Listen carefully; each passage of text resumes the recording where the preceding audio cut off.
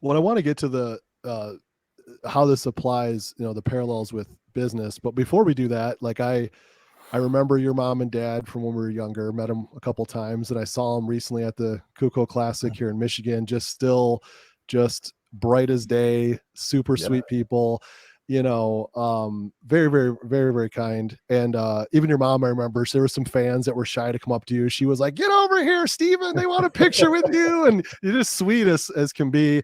I'm just curious if you could talk a little bit about, because you started off with such high expectations and the spotlight on you so young, can you talk a little bit about the role your parents played in that, and just how do they help instill you? Because I think some people think, oh, this guy is super successful. Maybe he had like a silver spoon, or, whatever the Yeah. case is, right? But it was, hardworking family, good, good quality people. Just kind of walk about, maybe if you could share a little bit of how they've instilled some of these characteristics in you. Absolutely, man. Definitely came from a blue collar family. Like they have work. My dad worked 80 hours every week of me growing up. I'd see him on maybe Sunday when he'd have off work, but he was a chef and still is a chef, Mm, working at some of the premier restaurants in Detroit. My mom was a hairdresser and didn't have the best of anything, but made the best of what I had, sure. and never uses an excuse. And they were very supportive, put me in athletics. They saw a lot of potential. My dad was an athlete, and initially, he wanted to see me, pursue football or hockey at a high level. And I probably could have took hockey to a very high level, if not NHL. I had several guys I played with went to the NHL.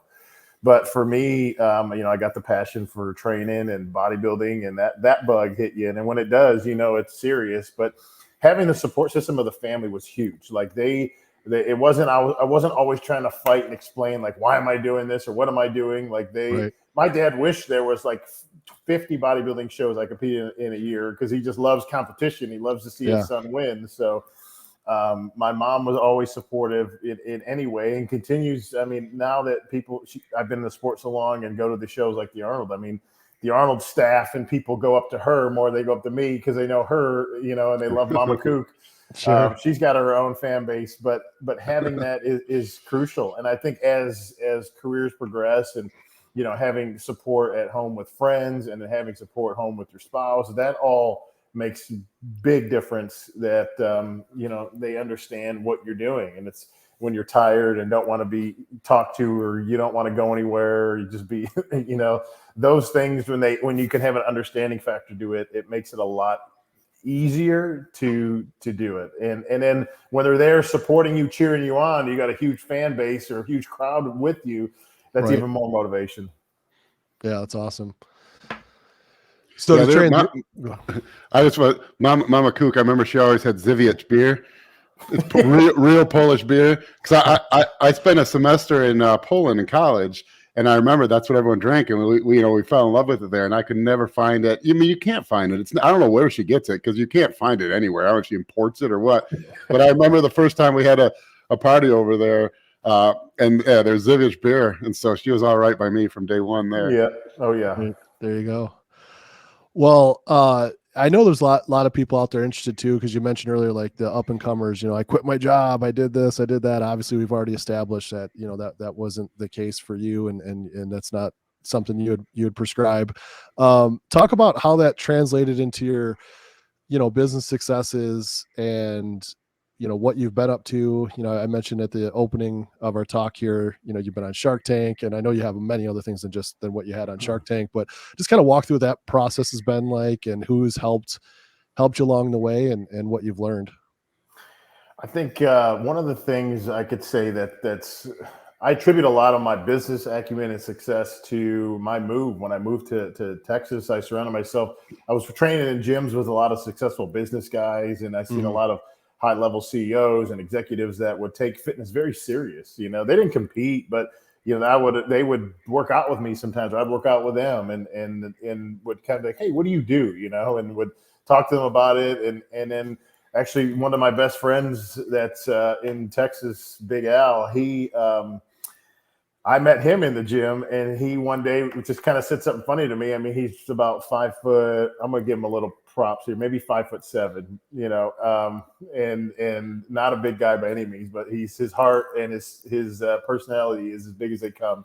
And he was, said, "Hey, come have lunch with me." And then from there, I had surrounded and aligned myself with a lot of amazing people that really mentored me, taught me. I saw business, how they were successful, and I learned from not only their success, but from failures. And if you can learn from other people's failures too, not only your own, which you're going to have, but I think when you can do that, you're going to have success. Alignments over thinking about what I'm going to do next. But business to me was just going to be another way of I could live the lifestyle that I want to live and pursue the career of bodybuilding. And as much as I wish, we had a sport that had contracts that were 7, 8, 9 figures like other sports. Right. It's not like that.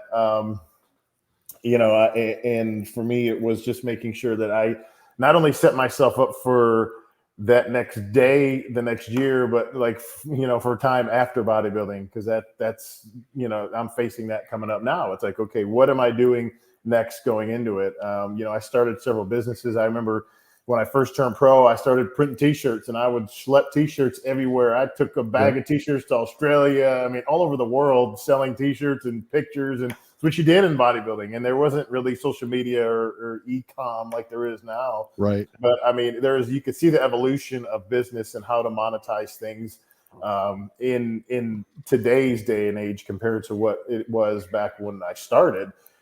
Keeping up with it, doing more e-com eventually, and then doing other businesses like, promoting my own bodybuilding show. Just through the success I've had, I've been granted a few bodybuilding shows around the U.S. I have the Texas show, which is my big show every year in May. I'm going on my 8th or 9th year of doing that. Mm-hmm. And then I started expanding to Michigan and Wyoming, and having shows is another form of revenue. I got involved with many entrepreneur groups and ended up speaking at some, and being involved in some coaching and seeing, just how the alignments and people that I've become friends with and do life with have really expanded and allowed me to just have several streams of revenue, several businesses I've been involved in, investments, different, tech companies that I've had opportunity to be involved in. And, I'm involved in it right now. Currently, I'm involved in a organic plant-based stimulant product. It's organic. It's not a fertilizer, but whoever thought I would be involved in this? But I'm working with my friend Big Al. We're working with countries all over the world, selling a product that could help cure global starvation or global hunger, just by creating a product that is healthy, and it creates a better growing environment for plants. I partner with a friend of mine in solar energy. Just have a lot of opportunity that I got going on now. And I take everything in. Like if it's good, I'm going to hear about it. And if it's something I feel like, I could apply some time and energy to that, it's going to be fruitful, I do it. Yeah. I think it's important. Just to identify for the listeners, I know Justin wants to get in here too on something, but the difference between the mentee mentor relationship, you go from being on stage, everyone's cheering your name and the trophies, the accolades, you're in the magazines, everyone's asking for autographs, to where you go into another arena and you could easily puff your chest and not be humble and have this big ego, but you're like, hey, what do you do? Hey, can I grab lunch with you and learn a little more? And I think that's so important to how do I have these, if I'm trying to learn, have these relationships, just to humbly ask for people to fill me in on what you're doing, be open-minded. And then also, I think just trying to help others, it sounds like, throughout your journey, without really initially expecting anything in return, and then the good things kind of come from there, right? I mean, I know, absolutely. Obviously, if we go full circle, 20 years ago, Justin was just helping you out, writing down some stuff, and now you're on our YouTube channel with us. So a lot of full circle. But sorry, Justin, I believe Justin was going to say something there. So. Oh no, just something minor. I was just going to say, a good example. You can see the entrepreneurs and people with a business mindset. It's a totally different way they approach world. I mean, if you go on social media, it's all negative. I mean, open the Facebook comments to anything. They do those things like Taylor Swift said blah blah blah blah, and then there'll be 37,000 comments, and every single one of them, I don't care what she has to say. It's all negative. But then you watch someone I don't know if you still hang out with Reagan Lancaster, but if I'm ever struggling to get motivated for the day, I'll just pop open his Instagram, and it's just a totally, they're always upbeat, always looking on the bright side, always looking for new paths, new avenues, always, and even when they're struggling or life's hard, and it's like kind of the old joke with, with a business. It's like, yeah, start a business that when you want to work, when you work 100 hours a week to avoid working 40 hours, Exactly. But the social media, I mean, you look at any entrepreneur or business or any of those, they sound like motivational speakers on social media. And then you see like the rest of the population and it's just all negative, and it just always blows my mind that it's all right there. It's plain for you to see. I mean, everyone gets on social media. You can see the dichotomy. There's the people that bicker and bitch and complain and gripe and are unhappy and find the negative in everything. And then all these successful people who are the complete opposite, always looking to move forward, always, always striving for success, always happy, always looking on the bright side. And it's I think there's a couple things that blow my mind. There's the people, it's all plain as day to see there. And then what also just never made sense to me is how any bodybuilder, if you can get on stage in shape, there's nothing else harder than that. If you can do that, there's no excuse not to be successful in all avenues of your life because everything else is a piece of cake in comparison. Correct. Absolutely. That's what I said. Bodybuilding, not only does it teach you all the, you can go under the worst condition, what are you going to last week? You're so depleted. You can barely walk, think, you don't want to talk to anybody. You're starving yourself. You're making yourself ultra dehydrated. Like you're doing all these things to accomplish an end goal. And if you could apply that to life, like which some people can, I think that's I think you can have huge success. I think, and that's why you see some of the top entrepreneurs of the world, the top guys, like they actually have badass physiques because they take their fitness seriously. And there is an equation when you think about it. Like if you elevate your thinking, which a lot of people think like I think there's been so much programming over years of the way television is, the news cycles, the all that stuff. It just creates this negative cloud around people, and like people live in negativity and the doom and gloom of the world, and then it just kind of brings everybody down. But if you kind of cut that, I always say, shut the news off, turn the TV off, right, and read something good, or focus on something that you can invest in yourself. The most valuable thing you have is your time, like and use your time wisely to not only, I say, sometimes people think investing, I got to invest in yourself, invest in going to a seminar with Justin. I think people want everything free now, but free stuff, people don't value that much. To me, if you're going to invest in something, invest in good supplements for your body, invest in good food for your body, invest in learning more about yourself. Like those are things but it is kind of a business acumen that you can apply to life that will make you successful. Right. Yeah, like you just said, like everyone wants something for free, but you're not getting anything good for free. I mean, you're just not, because there's two things that can happen. If you're looking for advice and it's free advice and the person's not a friend, there's two options. Either that advice didn't work for that guy because he's not some hyper successful guy. He's some dude giving advice for free, or B, if it is good advice, then the guy is successful and he's learned to monetize it and you're not getting it for free, and so you see that all the time in this sport. Like that's what clients will sign up with me and they'll tell me the things they read online, and some of it's so bad it's like not even wrong, it's worse somehow, and I always try to explain to them, it's like if you read it on the internet for free, and there's some good stuff for free. I mean, this pod, we're free. I mean, YouTube might not be, obviously there's advertising and stuff, but if you're reading it about the sport of bodybuilding online for free, it's almost by definition wrong, because if it worked for the guy telling you, he wouldn't be some anonymous schmuck on the internet. He'd be a pro bodybuilder. He'd be a name you knew. Or if he was a coach who had the knowledge, he would have monetized that information by now. And so you always look for free information, and try to gather and learn, but you can almost guarantee, with anything, you get what you pay for. I mean, with anything, you don't want to get ripped off, but like there's a cost for everything has a cost and everything has a value. And that's the way to look at it, because everything has a value. And if the value is $0, that's what is the value of $0? Right. Like my pastor just spoke to me. He's a brilliant business guy. And he always said there's a price and there's a cost to everything. There's a price you have to pay, but what's the cost? What's it going to cost you to get that? Like it may be $100 for that t-shirt, but what does it cost you to make $100 to buy that t-shirt? It's that's understanding that.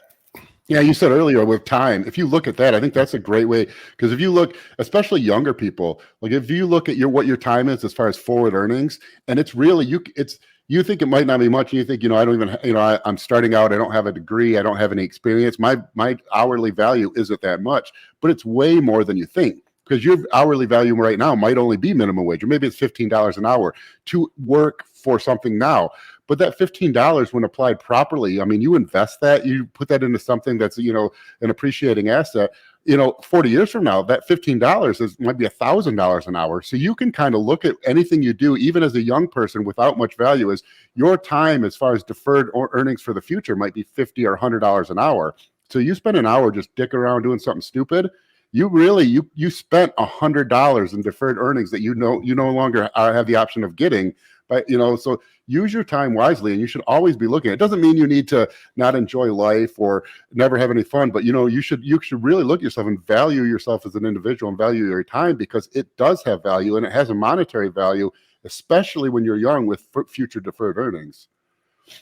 Well, I think that's part of, like, Steve, and your grind, right? Like, you had a job that, it covered your essentials, and then you also were growing something bigger that you knew there was a long-term gain. And I think those, like, micro challenges, I call them micro relative to life, because it's, a 16-week prep, and all the times you have to say no to food, but you get the big reward at the end, right? I think that kind of does carry over psychologically for a lot of us, at least I know for all three of us, knowing all of our background and where we are today in life, to where, hey, I'm going to defer the short-term pleasure here in this situation, and just, I know long term it's gonna pay off in the long run. And obviously, you have your hands in multiple different things, like you said, which is just really cool to hear. So yeah, I mean, we do live in that the society of instant gratification, instant success. Everybody just sees the good part of what people accomplish, not like what it costs to accomplish that.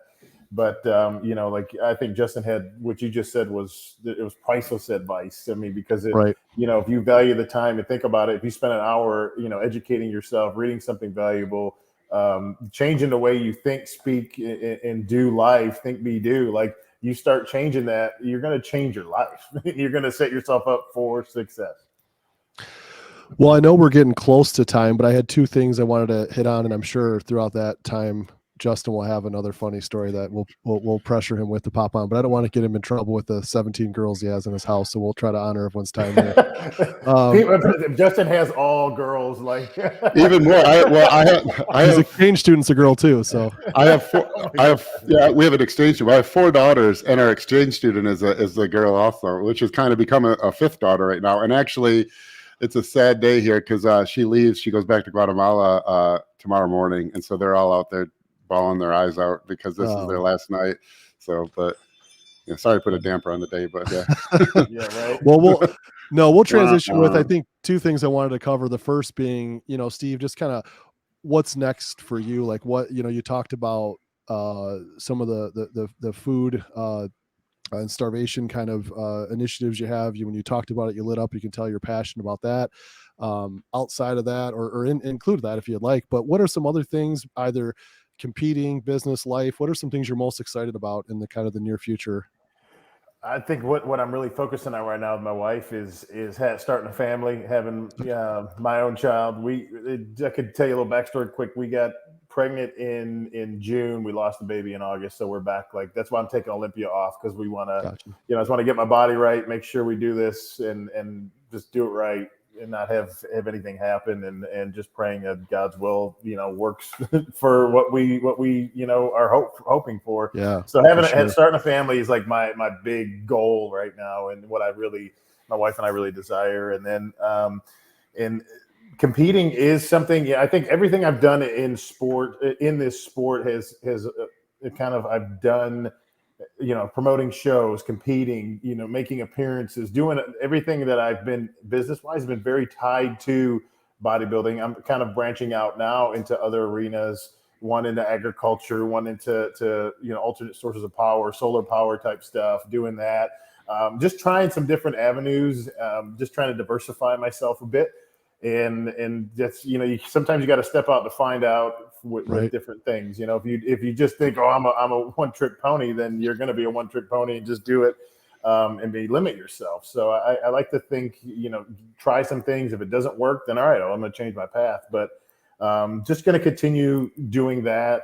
Competing is definitely something that it's on me. Like, hey, I'm 37. I've been competing almost 20 years. Right. Do I still want to do it? Do I still have a fire for it? I still love it. Like, my wife will catch me posing, getting out of the shower everywhere. She's like, "Oh, you're striking a pose." Like I love it. And I think I still have some gas in the tank. If I want to, I'd love to do my goal is, like, I'd love to win the Arnold Classic. Yeah. It's like one show that I've been going to for 25 years, and just, it's an awesome show.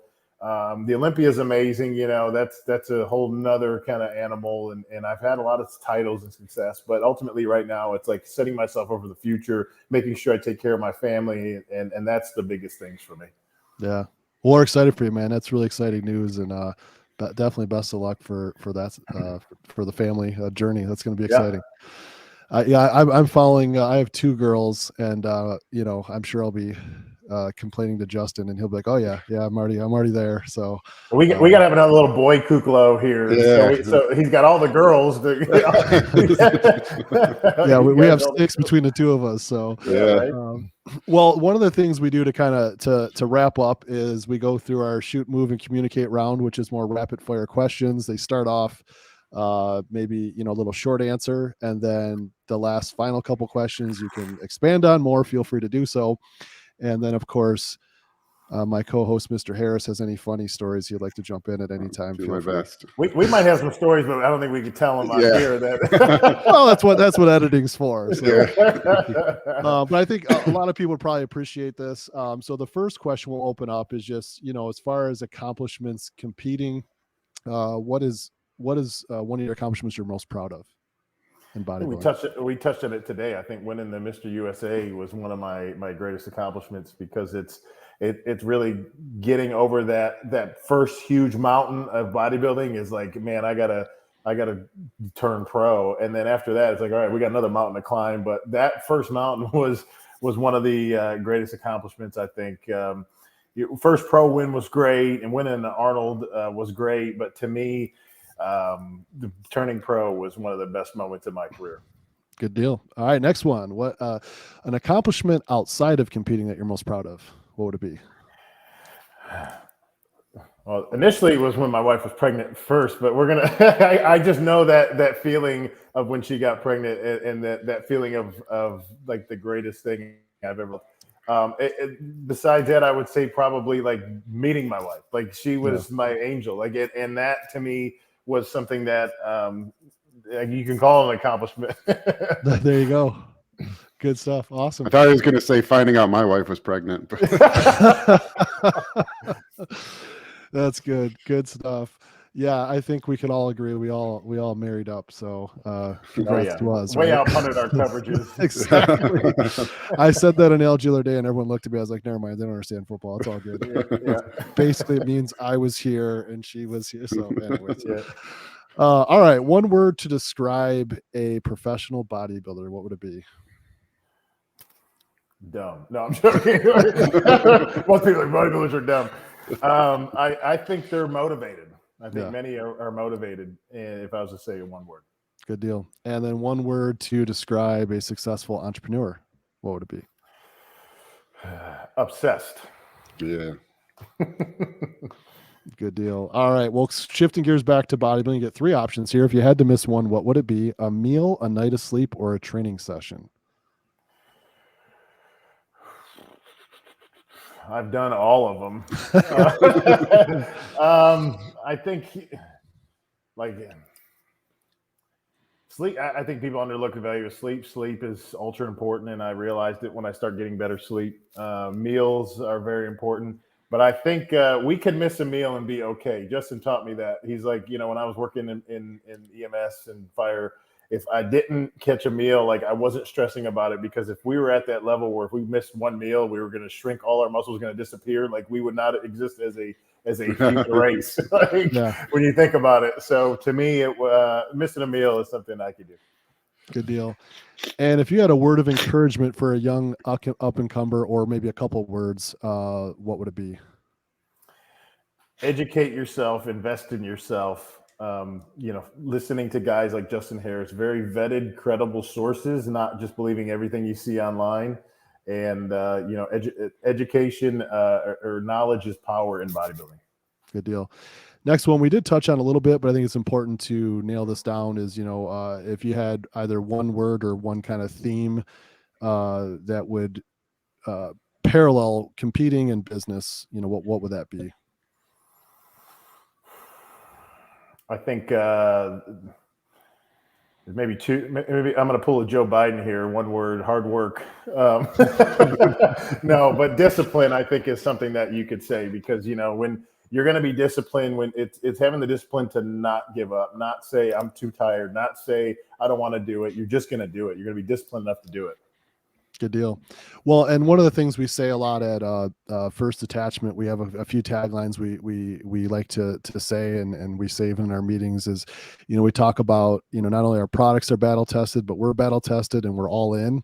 And so the question is, when you talk about being battle tested, can you share, a recent battle that you overcame, and how did you do it?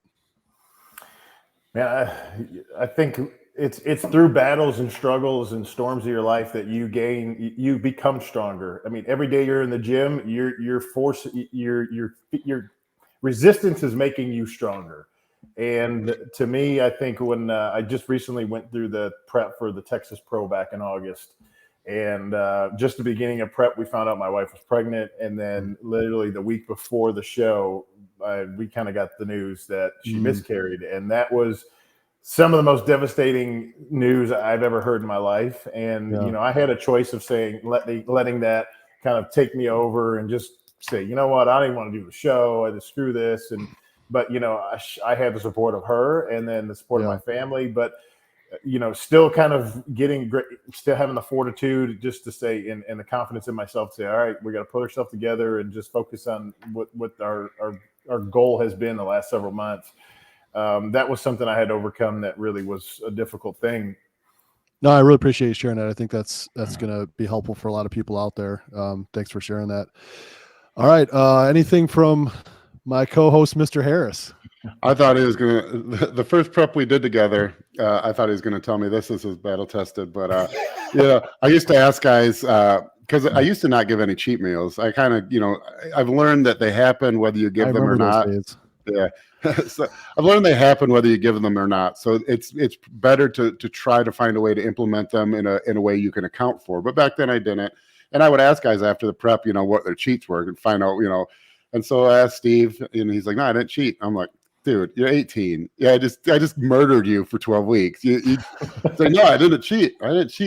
And finally, I'm bugging him like, dude, Steve, just tell me. It's cool. The show's over. You won. You're team national champion. You know what? So he looked and he's like, one time he said eat 10 almonds. I had 11. That's true. That's true. Oh, God. Tells you a little bit how we're all hardwired, right? So, Well, good stuff. I really appreciate you, Steve, joining us tonight. Where can people find you? Man, I'm social media. People obviously I'm not as social media savvy as a lot of guys. I'm not on Snapchat and all that. So Instagram, Facebook are my main outlets. I got banned from Twitter, I guess, from voicing my opinions. So those are my main outlets to contact me. Yeah. Good deal. Well, hey guys, thanks so much for tuning into all that fun YouTube housekeeping stuff. Be sure to like, subscribe, turn on notifications. You have comments, as we like to say, in the comment sections below, right? Definitely fire your questions in the comment sections for future content you like, or if you have any questions for Steve and Justin. But as always, guys, stay battle tested, be ready, and to forge to those battles as they come your way. Thanks so much for joining us. Real quick, hold on. For those guys that want to see how long ago, if you just search Justin Harris, Steve Kuclo workouts, we were the OG YouTube. Yeah, it's like 2005, 2006. We had like just the shittiest camera that we would have. I mean, it was like a Polaroid for video. Yeah, it's like a flip phone. I remember because we take a video and like if it was a really good lift, I would be so pumped. I'd want you posting it. And so I remember I'd go to work and I'd be like, Steve, you haven't posted it yet. He's like, it's still uploading on my computer. Yeah. My 56K modem is taking forever. Well, my mom I had have to use the phone. I have to say there was one where there's like this little corner of my pants, and I'm like, I told you I knew Steve and Justin. That's my damn leg in that video. That powerhouse on grass shit. No. There's some epic videos that we have. So yeah, look them up, guys, if you want some old Yeah, those are fun days. good training times. They're still up there. They're Training still up there. motivation. Good deal. All right, again, thanks so much, guys. We'll see you.